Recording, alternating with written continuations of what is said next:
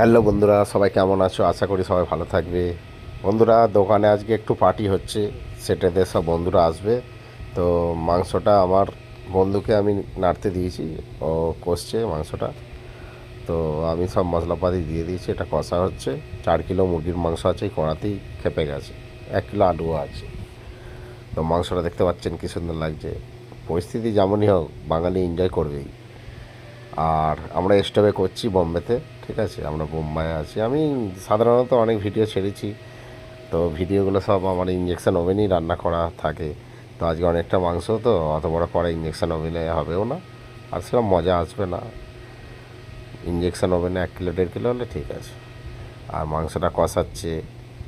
আমার সেট এসে গেছে, সেট আমার এতে উংলি করছে। বলছে আর একটু লাল লাল হবে। আমি আবার ইঞ্জেকশন ওভেনে আলুগুলো ভেজেছি, দেবো। সেট এসে গেছে। ক্যাটওয়ালা একা কাজ করছে, ওকে তুলে দিতে বলা হয়েছে।